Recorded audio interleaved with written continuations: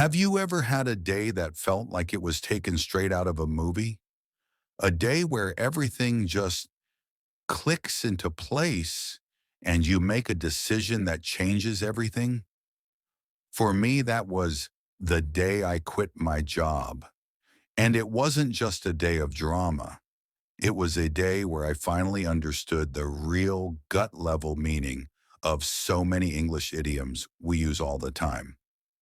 So today, I'm going to tell you that story. We're going to weave 10 common English idioms into a single, true-ish narrative. My goal is to make these idioms unforgettable for you because you'll remember the story they were a part of. So get comfortable and let's begin. For 5 years, I worked at a glossy, high-pressure advertising agency. My official title was Senior Campaign Strategist. But really, I was a professional firefighter. And I'm not talking about the heroic kind. I'm talking about spending my days putting out fires.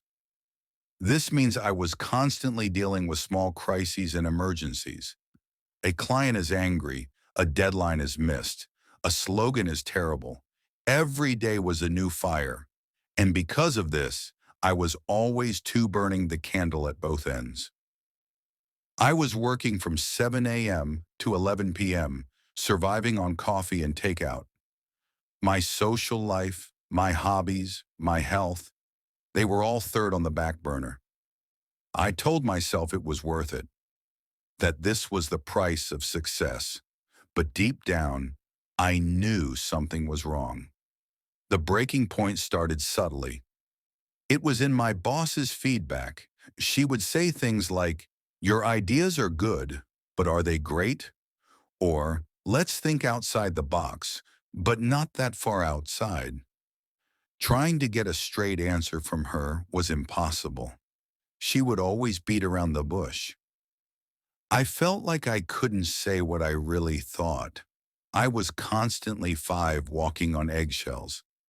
Then came the Zenith project. It was our biggest client yet, and my boss told me, "This is your baby.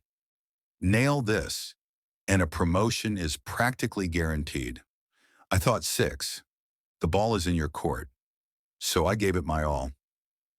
I worked for 3 months straight, no weekends off. I presented a campaign that I was genuinely proud of. The client loved it. But in the big follow-up meeting with the company executives, my boss stood up and presented my entire campaign as her own. She didn't even mention my name.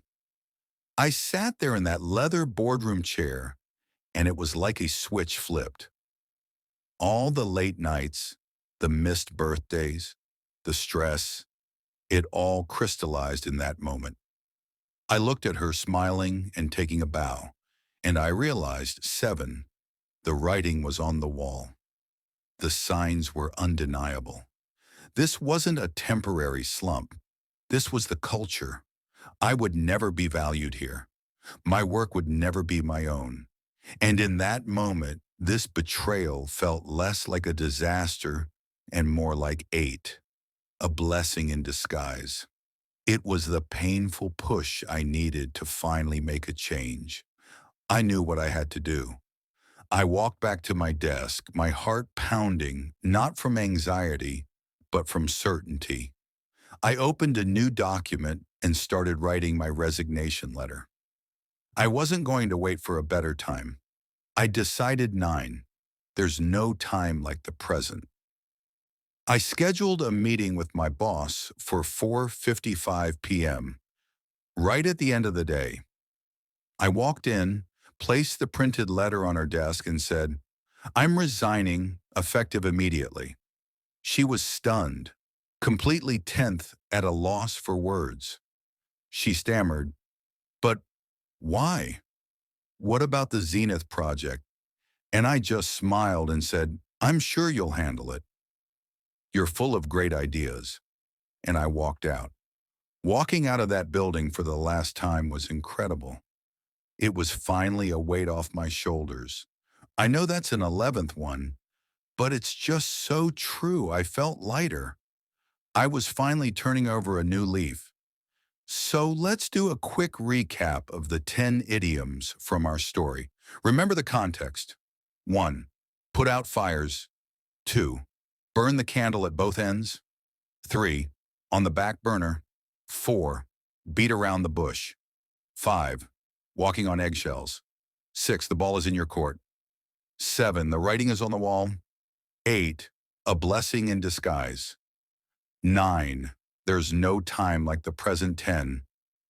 At a loss for words, I hope this story helped these idioms stick in your mind. When you connect a phrase to a feeling and a story, you'll never forget it. Now, I want to hear from you. Have you ever had a quit your job moment, big or small? Or which of these idioms do you find yourself using the most? Let me know in the comments below. If you enjoyed learning this way, please give this video a thumbs up and subscribe to the channel for more stories that make English come alive. Thanks for watching. Remember, sometimes you have to close one door for a better one to open. See you in the next one.